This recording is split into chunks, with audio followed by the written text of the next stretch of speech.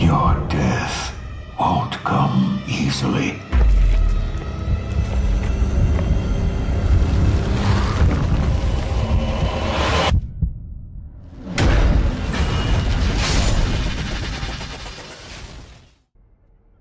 Hello, Sean of the Lore Hunter here, and this is the third video in my Sekiro So Far series, where I discuss everything we have learned about the upcoming action game, Sekiro Shadows Die Twice. So far, I have covered the gameplay, mechanics, items, and prosthetic tools in Sekiro. In this video, I am getting into all of the enemies and bosses revealed by the Gamescom and Tokyo Game Show demos. I will be discussing each enemy from the demo, their moveset, the reward for defeating them, the shinobi death blows we've seen performed on them, and any other interesting information that has been revealed about them so far. The information I'll be presenting is the result of many hours spent watching quite a few demo playthroughs, often at very slow speeds. That being said, the relatively limited scope of the demo and footage available means that there are moves and death blows and situations that exist that are not presented here. That being said, I think this is a good snapshot of the enemy design during this point in development. This information has managed to get me even more hyped for Sekiro, and I can't wait to look back on this footage next year after the full game release and see how the enemies change from this point in development to the final release.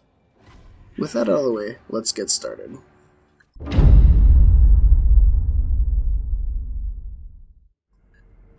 Instead of the hollow undead of Dark Souls, or the noticeably infected townspeople in Yharnam, the basic enemies shown in the Sekiro demo are normal people. Many of them are Ashigaru, or foot soldiers conscripted by the samurai, and their attire and weapons reflect what a Sengoku arrow foot soldier might actually look like. The basic enemies in the demo serve primarily as obstacles to complicate mid-boss encounters by their number and placement, rather than present much difficulty on their own. Most basic enemies can be taken out in 2 unblocked hits, and their posture can be broken by 3 hits in quick succession. Unlike mid-bosses, a basic enemy is killed when their health bar is reduced to 0. Defeating a basic enemy always fills up a portion of the resurrection token and often gives you white spirit emblems. As covered previously in Part 1, shinobi death blows can be performed on an enemy when they are unaware of the shinobi or their posture is broken. The type of death blow performed is situational, and based primarily off of the shinobi's position relative to the enemy when the death blow is triggered. There were 2 shinobi death blows performed commonly on basic enemies in the demo when the shinobi was in front of them.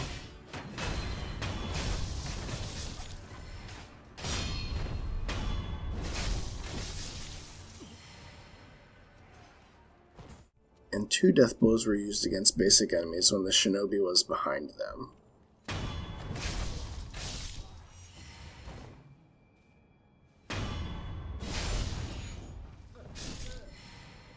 This throat-slitting death blow animation was only seen used against the old lady, but I think this is likely to be a special death blow performed while hugging the wall.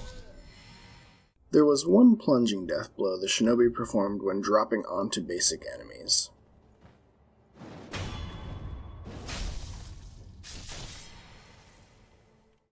And 1 shinobi death blow performed while hanging onto a ledge.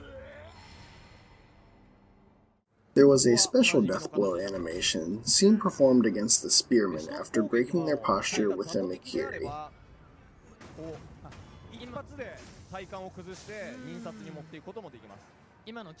This may be the typical Makiri death blow animation, as this poor bastard looks to have found himself receiving a similar treatment. This was a shinobi death blow I saw performed only once. It was in the IGN footage, and it was performed while the shinobi was in front of the enemy, and I don't know what triggered this death blow instead of one of the 2 more common ones. My best guess is that the death blow triggered is tied into the pose of the enemy when the death blow is initiated. Another shinobi death blow against a basic enemy I saw only once was this death blow performed while the shinobi was in front of the old lady. This could be a death blow unique to the old lady, or could be tied into the old lady's pose when the death blow was initiated. I'm curious what triggers these shinobi death blow variations. Let me know in the comments what you think it could be. I'd love to hear your theories. There may also be a unique death blow when performing a death blow after jumping off an enemy, almost demonstrated here. With the generalities covered, let's now take a look at the individual basic enemies. The swordsman was the most common enemy in the demo. Defeating them filled 5% of the resurrection token and dropped 3 white spirit emblems 80% of the time in the demo. The swordsman's moveset consisted primarily of single or double slashes with their sword, and a running variation when the shinobi was out of range. Like a Hollow from Dark Souls, their most dangerous move was a quick 5-slash combo. There was a more imposing variation of the swordsman in the demo, denoted visually by the straw cape called a Mino and a triangular hat called a Jingasa. This enemy filled 10% of the resurrection token, and roughly 80% of the time in the demo dropped 3 white spirit emblems. Their moveset consisted of slower overhead slashes, and they might interrupt with a push. They also appeared to block attacks more frequently than their capeless and hatless counterpart. There were also sword and shield enemies. They filled 5% of the resurrection token, and about 50% of the time they dropped 3 white spirit emblems. Their role on the battlefield is basically to be a pain in the ass. They hid behind their shield, making an occasional slash with their sword or pushing the shinobi with the shield. While the shield is impervious against the katana, the loaded axe makes short work of the enemy, obliterating the shield and breaking their posture. The first of 2 ranged enemies encountered in the demo was the Archer. The Archer filled 5% of the resurrection token, and about 33% of the time they dropped 3 white spirit emblems. The one Archer present in the demo did not pose much of a threat, but if you were to get hit by one of their flaming arrows you would take damage, and it would fill 25% of the shinobi's on-fire status effect meter. The second ranged enemy was the Rifleman. The Rifleman filled 5% of the resurrection token, and 50% of the time they also dropped 1 white spirit emblem. This enemy carried a flintlock rifle, and their role is to piss you off by harrying the shinobi with gunfire during the mid-boss encounters until they were eliminated. Next, we have the first of 2 enemies designed to interact with the stealth system. This first one I'm calling the Sentry. They filled 10% of the resurrection token, and dropped 3 white spirit emblems 50% of the time. Camouflaged in Mino, the Sentry in the demo was perched above the chained ogre on a wall over the main gateway. If they saw the shinobi, they would start banging on a cymbal to alert other enemies and add a layer of sonic tension to the situation. They had no attacks and would cower before the shinobi.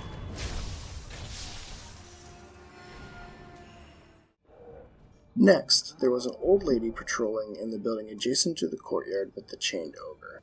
She filled 5% of the resurrection token, and 10% of the time, one recorded encounter out of the 10 I watched, she dropped 3 white spirit emblems. Like the Sentry, she would cry out and alert enemies to your presence if she saw you, but would not attack and only cower when confronted. The last of the basic enemies was the Spearman. They filled 10% of your resurrection token and dropped 3 white spirit emblems 75% of the time in the demo.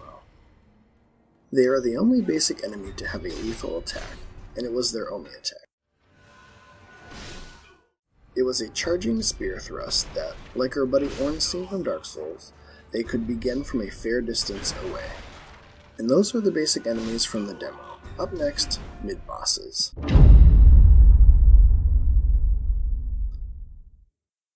There were 3 mid-bosses featured in the demo. They were found within the level, and were differentiated from basic enemies in a few ways. Visually, their health bar and name appeared in the upper left corner of the screen when they became alerted to you. Mechanically, mid-bosses will not die by simply depleting their health bar. In the demo, mid-bosses had diamonds above their health bar that could only be eliminated by breaking their posture and performing a shinobi death blow. Once all the diamonds had been removed, the mid-boss was defeated, and they would not reappear after resting at a sculptor's idol. The mid-bosses also had a more robust health and posture bars, and a wider and deadlier range of attacks than basic enemies. The Samurai General was the first mid-boss encountered in the demo. He had 2 diamonds that needed to be removed by shinobi death blows in order to defeat him. Defeating the Samurai General filled up the resurrection token 100% and always dropped 9 white spirit emblems. The General had a wide array of moves consisting of both lethal and standard attacks. One of his most common attacks were 2 quick slashes with his katana. Another one was a quick overhead slash. At mid-range, the General performed a dashing upward slash telegraphed by the General pulling his katana back toward his side as he gets into a power stance. At close range, the Samurai General would shove the shinobi, following up with one of a few different attacks. He would often make a sweeping slash with his katana, closing the distance with a leaping overhead slash. In a variation on this, he would kick and then make a leaping overhead slash. This shove could also be followed up by a lethal thrust attack. Typically, deflecting an attack causes only the enemy's posture meter to fill, and the shinobi takes no damage to posture or health. Also, lethal attacks, marked by the red kanji, are unblockable attacks. Notice that in this instance, the lethal thrust attack was deflected, but the shinobi and Samurai General's posture meters filled. So perhaps it is not that lethal attacks are unblockable, but that they are hard to block, and that the benefit for doing so is diminished. The Samurai General also performed a non-lethal charged thrust attack that was often preceded by 2 horizontal slashes.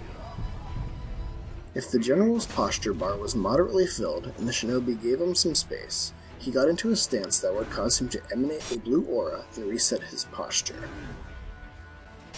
The shinobi death blows used against the Samurai General included this standard frontal death blow seen performed on basic enemies, but also a few death blows unique to the General in the demo. There was this stealth death blow, a unique plunging death blow, and a special death blow performed from above after kicking off of the Samurai General.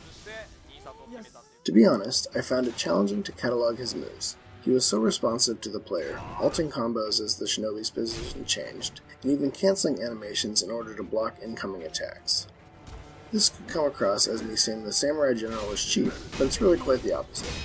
The Samurai General is a really good showcase of the posture system in effect, and how the enemies force the player to understand their moves and respond with a perfectly timed mixture of offense and defense. The next mid-boss encountered was the Chained Ogre. This bad boy has only 1 diamond, but standing toe-to-toe with him long enough to break his posture wasn't an easy task. Defeating him filled 100% of the resurrection token, and he always dropped 15 white spirit emblems. He employed a variety of wrestling-type moves, showing off how Sekiro wasn't going to just throw armored sword guys at you the whole game. One of his most common attacks was an overhead ground slam. Dodging away from this attack opened up a grapple node if the shinobi was in the ogre's front arc. He would also perform a lethal grab and slam attack at close range. Like the overhead slam, dodging away from this grab opened up a grapple point that the shinobi could use from the front arc. In addition to slams, he would also bust out a kick. Sometimes he would perform a violent can-can that he finished up with a drop. At mid-range, he would perform a drop kick. Or, he might execute this lethal grab attack.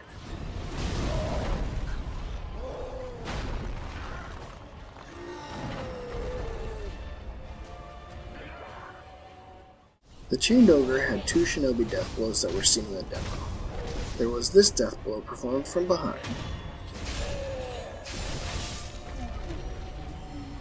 and this brutal finisher performed from the front.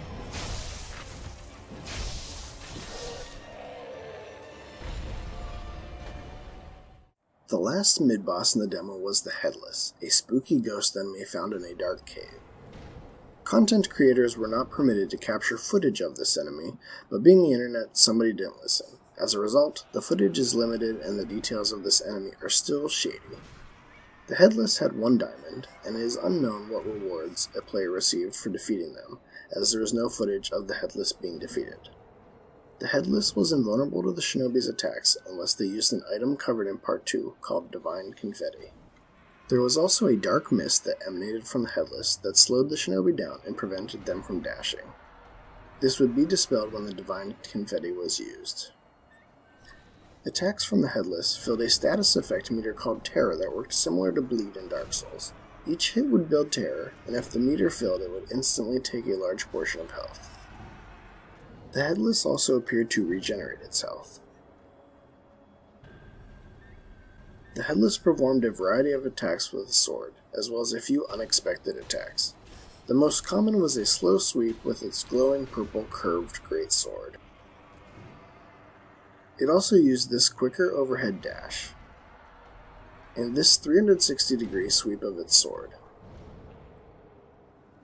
The Headless would also execute this body slam attack. The Headless used a teleport move in which it would appear to be in two places at once, as its previous location and its new one overlapped.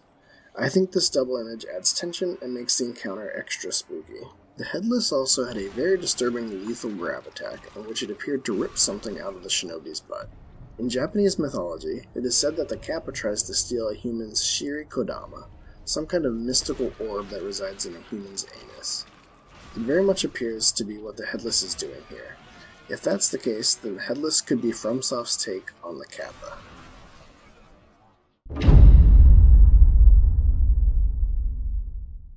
Before getting into the Corrupted Monk boss, I wanted to address a couple of enemies from the demo that don't quite fit into the previous enemy categories. First, there is the Monk Spearman. Like the mid-bosses, he has 2 diamonds above his health bar, which must be eliminated by shinobi death blows in order to defeat him. However, he does not have the title and health bar displayed in the top left like a mid-boss, which were instead displayed above him like a basic enemy. It is not shown in the footage if he respawns after being defeated. Defeating him filled 25% of the resurrection token, and it had a guaranteed drop of 9 white spirit emblems. The monk has a variety of standard and lethal attacks. A quick sweep attack, a lethal thrust attack that is often followed up by 3 quick stabs, and a shove that combos into a lethal sweep attack. The monk also has this shinobi death blow that is unique to him in the demo.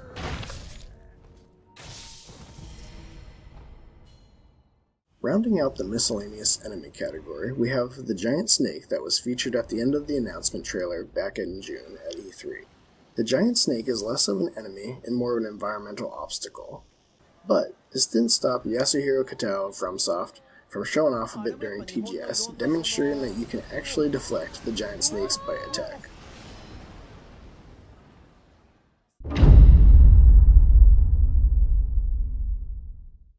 Now let's discuss the boss from the demo, the Corrupted Monk.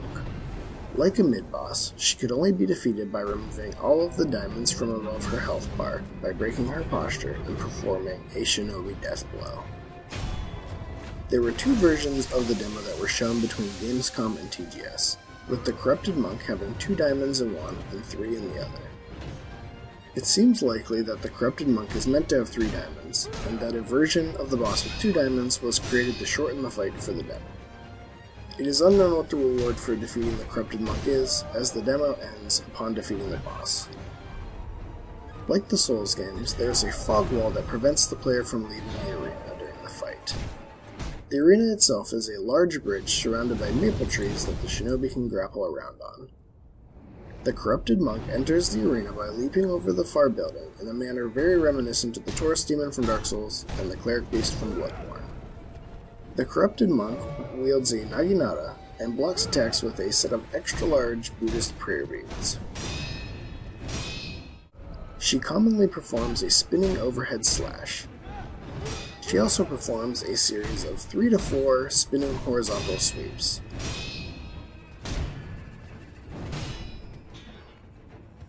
In order to close distance, she would do a running upward slash.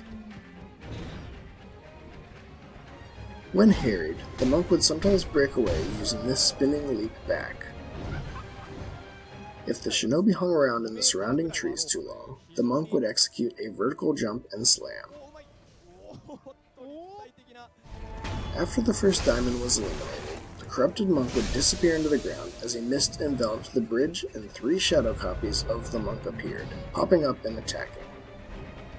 The best way to counter this attack seems to be to take the branches and avoid the shadow copies and seek out the real monk, as you can score a plunging shinobi deathblow during this phase. After the mist phase, the corrupted monk would perform 5 spinning slashes.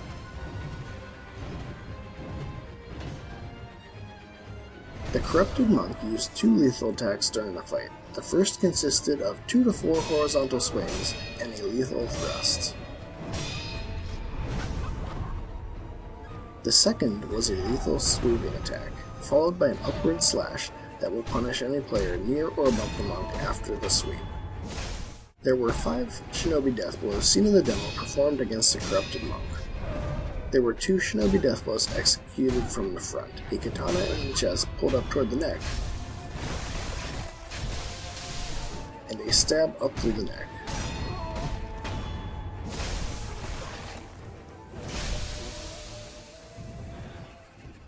There was also an overhead deathblow that was performed as a plunging attack and also after kicking off of the corrupted monk. A deathblow performed after breaking posture with a Makiri,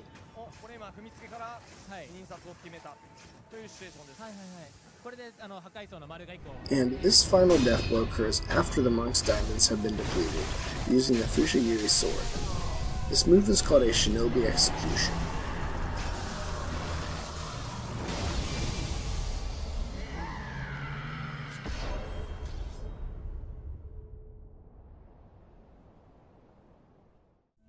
And those are all of the enemies we've learned about in Sekiro so far. And this was just the tip of the iceberg. For as many enemies as we've learned about in the demo, twice as many have been teased in the trailers.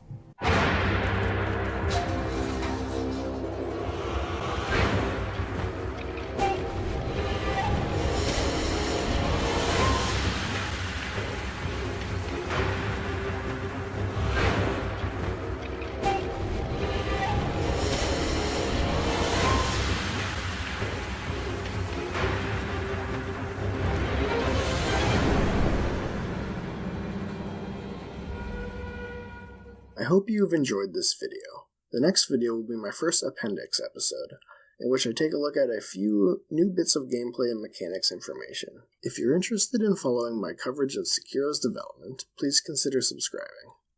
Thank you for watching.